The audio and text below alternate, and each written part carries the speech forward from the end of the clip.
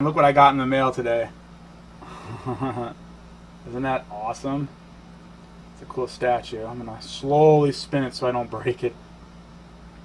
But yeah, that was before Vegeta made the ultimate sacrifice.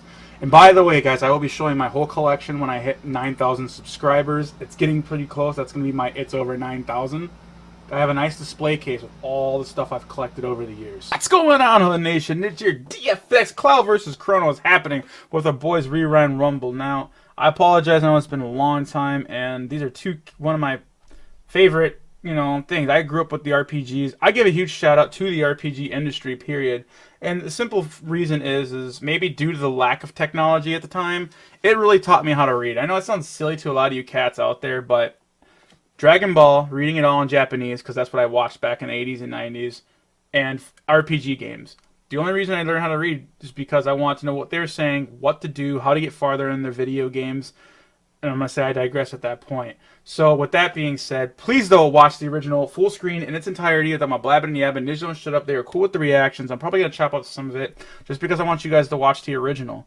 And that's really hella important. And please consider supporting my Patreon like we do. And check out my gaming channel, Mega Nidge, if you guys are down for gaming. But, me warned, I do rage. Let's get started. There's also, if there's any commercials in here, personally, I don't skip them. I'll edit it on my end. But I just want to set a good example that when you watch it, they get paid. And that's very important because these animations take time. And for them to continue doing these type of animations, they need to see some type of, compensation for it. And you can do it for free. It's just a little bit of your time by watching a commercial. So that's why I like to educate people the best I can. But without further ado, we'll see who wins. Now, swordsman free-for-all. Remember how predictable it was that Super Saiyan Rage Trunks from Dragon Ball Super was going to win? Well, it was. The best way to compromise for that predictability would be to answer the following question. Who came in second place? And that's what we're going to answer today. Well, at least half answer today. Yeah, I could see that. Zero. Zero, Meta Knight, Cloud, and Chrono. Thanks to Cartoon Fight Club, or no thanks to Cartoon Fight Club, we already know who wins between Zero and Meta Knight. So I thought it'd be a cool idea to have the second place award be broken down bracket style. This way we could break down each character in solo episode fashion instead of... I never saw the free-for-all. I guess that's on me. But damn, Trunks took everybody? Zero versus Meta Knight. So I can see that. To fight Zero, let's find out who wins this episode of Rewind Rumble. Alright, who's really the true second then? Damn, look at them stats. But how does Chrono get so much stats? I'm not against him, trust me. But how do you power gauge him? Chrono, of course, has a friend who loves to invent things, and guess what she invents? A time machine. I'm pretty sure you know where this is going. This time machine is referred to as a telepod. Their first test run teleported Chrono harmlessly from one telepod to another. However, the second test run had a very different outcome. And by different, I mean it had the cliche time travel story outcome. Reacting to Chrono's girlfriend's pendant, it opened a gate that sent him to the Middle Ages. Girlfriend, come on now. Time travel story ever, Chrono and his friends have to travel through time Buster to Sword, save his love Dream interest Seeker. and stop the butterfly effect from destroying the future. As for Cloud's strife, well, Cloud started off wishing to be a member of the Shinra Electric Power Company. Now, before you write his dreams off as some boring electrician who fixes ceiling fans, this power company had a private military branch. Weaponized trade services is probably the first sign that you live in a dystopian future, but that's a different topic for a different day. Anyway, this branch was known as Soldier, and Cloud saw it as the best way to foil the likes of Sephiroth. Actually, maybe he only cared about impressing Tifa, but then again, who could blame him for wanting to do that? But to the plot service of staying interesting, Cloud was cut short and he never made it into the official service, at least not yet. Instead, the Shinra Corporation turned him into a lab rat, and Cloud had been subjected to Mako poisoning. This gave Cloud the memories of his late friend Zack Fair. With these memories, Cloud now had the skills and tools to become the warrior he always dreamed of being. But what are these skills and tools? Well, let's go into them. But first, let's cut our boy Cloud short yet again and discuss Chrono. Starting with Chrono, let's talk about the stupid things that no one cares about, like Chrono's katanas. They're his main weapon, quote unquote, but that's nothing compared to his Dream Seeker. The Dream Seeker is his strongest weapon. It has an extremely high base critical hit ratio of 90%. He also has an assortment of equipment such as the Shiva Edge, Rainbow Sword, Haste Helm, Vigil Hat, Moon Armor, Green Dream, and Silver Stud. But you're giving our boy Cloud the Buster Sword? What these things do, but I'm gonna have to say you though, what they do anyway because I need to extend the length of this video to at least 10 minutes. So here we go. The Shiva Edge and Rainbow Sword are, you guessed it, swords. The Shiva Edge has an attack power of 170 and a 7% chance of critical blows, where the Rainbow Sword has an attack power of 220 with a 70% critical hit rate. The Haste Helm and Vigil Hat are war helmets, and they do exactly what you think they do. You put it on your head to protect yourself from headshots. The Green Dream is an auto raise, and the Moon Armor is armor, but it's not made out of moon rocks. It's just called the Moon Armor. And then there's the Silver Stud, which is a special stud that helps Chrono reduce his magical consumption by 50%. Okay, what about the gold one? You can reduce it by 75%, player. The Buster Sword. This was Zack's old weapon that got passed down to Cloud after Cloud gained Zack's memories. He's switched out now. He has a different sword now. Limit breaks or limit techniques. They're kind of all the same thing. The There's skill sets unique to each party member. Today's world now. Some of Cloud's limits include the Braver, Cross Slash, Blade Beam, Finishing Touch, Omni Slash, Meteor Rain, and Cherry Blossom Slash. A lot of these are self-explanatory fancy sword combos or sword slash attacks. Cloud also has access to magic techniques like Break, Death, Haste, Slow, Toad, and Ultima. These allow Cloud to slow down time, speed up time, petrify opponents, transmuting. I just don't see Chrono winning. I don't see it. I'm sorry. He can unleash a burst of energy that deals massive non-elemental damage. So yeah, that's kind of cool, but Chrono possesses a variety of techs, which include offensive and support techs. He can cast Rays on his allies to revive them, and for offensive techs, he can inflict both physical damage and magical damage, and his higher level magic techs hit all enemies no matter where they are. So I spent the last few minutes playing these guys and talking about why they're so great and amazing, but I have That's to pretty much the best team right there. And they do have flaws. As for weaknesses, Chrono lacks solo battle experience. Almost every fight he's ever fought, especially important boss battles, were team battles. Chrono is also very weak to water and ice-based attacks. He's kind of like a fire Pokemon. And he's also weak to shadow attacks. Cloud isn't a perfect warrior either. He could be very, very stubborn in what types of attacks he should use and needs to be pushed to the limit before he uses his limit breaks. He's always trying to prove he's good enough and is always trying to impress others around him. His insecurity could easily be manipulated, like when Sephiroth toys with him and plays with his emotions during their battles. I remember that. That was pretty funny, though.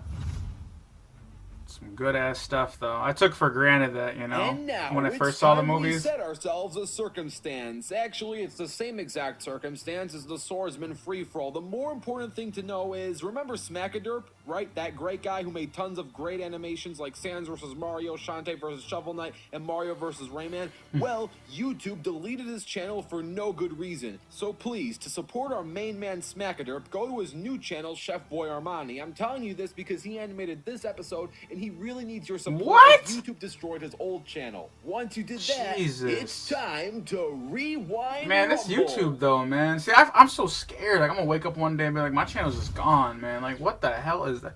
That's garbage, man. Especially if you're an animator. Like, Jesus. Here we go. Oh, nice. I like the animations here.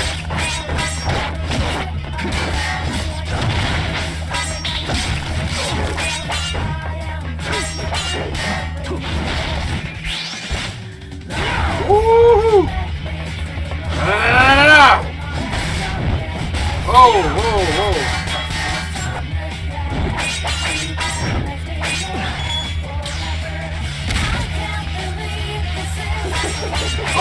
Oh boy. Cloud can actually levitate, so we're gonna see how this plays out. Whee! Oh. Luminaire! Ah, da, da, da.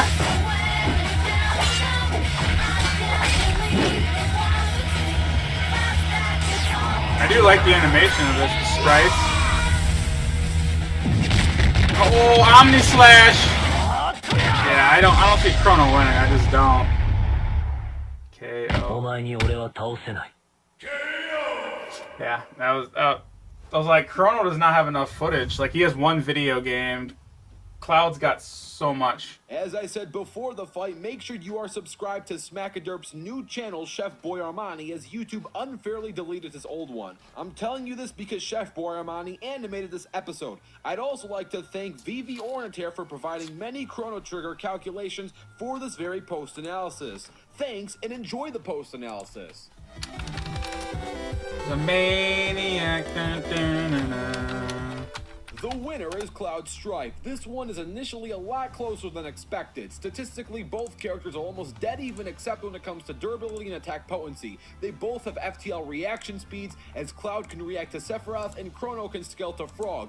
Both characters can dodge light-based attacks. As for travel speed, I don't think they both are massively FTL. hypersonic. Take, for example, Frog's beam and the Epoch ship, which Chrono through scaling should be faster than both. Frog's beam crossed the distance of an entire island in 1/15 of a second, making it roughly Mach 100,000, and the ship circled Earth in roughly 3 seconds. Cloud's best travel speed feats come from scaling off of Bahamut Fury. Bahamut Fury is far inferior to Sephiroth, let alone Cloud, and he was fast enough to travel the distance from a rogue planet to Earth in 11 seconds. As for attack potency, Chrono can scale to Queen Zeal, who can output 6.37 Yatatons, which is roughly equal to about 375 planet Earths, or large planet level busting capabilities. This is roughly 1/4 the size of Jupiter. Queen Zeal is capable of busting the Mountain of Woe, which is not a normal mountain. This is a magical floating mountain, and this mountain is calculated to have a radius roughly 1.5 million miles. To put that into perspective, Earth only has a radius of roughly 4,000 miles. So Chrono scales to having large planet class attack potency, which is great, but Cloud can scale to Sephiroth's supernova, which can swallow the entire solar system. I could crunch the numbers for you, but you don't need numbers to understand that scaling to a solar system is far greater than scaling to one planet.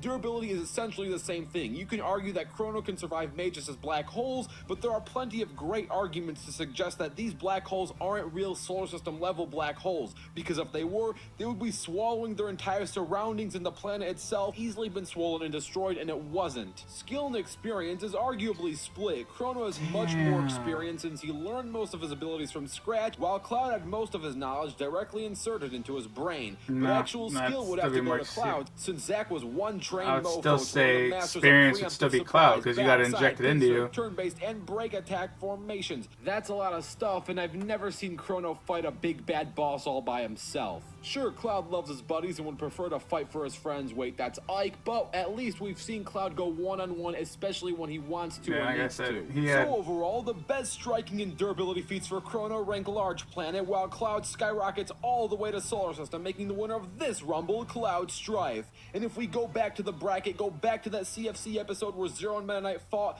the battle for second place would be a fight between Cloud and Zero. And if you want to see that battle, all you have to do is like this video. Ooh, Zero is tough. 1,000 likes, we'll have that final second place match round as a rematch thingy. I don't know what to call it because it's really a pre-match. A pre-match, that's what it is. And don't forget to comment down your own ideas. Don't forget to download the free animation Cloud versus app, Zero. and stay tuned as the next fighters are going to be revealed. Cloud.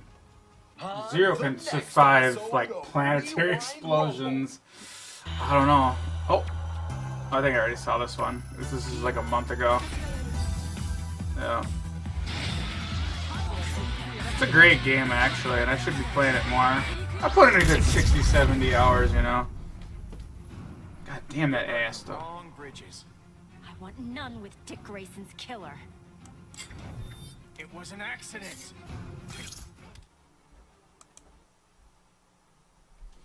I'm gonna stop it right there though, because I did watch that one already. Like I said, I kind of slacked, kind of forgot about this one, and I should be writing these down of everything I'm supposed to come back and do, and I didn't, and I apologize for that.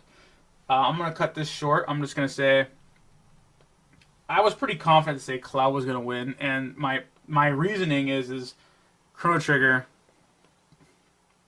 It's one game to go off of. And Cloud's got so many. I'll give them heavy props, though, that they were able to bust out. Chrono's still very hell impressive, though, based on what they said. The whole, like, frogs move this, and that. And I was like, But my question is I don't remember really Frog and Chrono fighting, really, to scale that.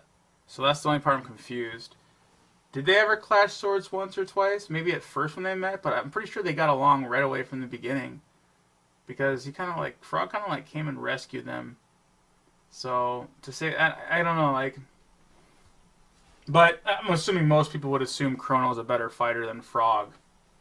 I don't know, to me it's like, if them two did fight, who would win, you know? I'm gonna say I digress though at this point. If you guys want to join Hood Nation and everything, a chance to do so is gonna be like right here. Like always, you know, we got that place to get your feet wet. If I need a cup of tea, I'll go find it. It's out there. Believe it. This is Nidge from DFX. I'm out. What the hell's that on the back of my arm?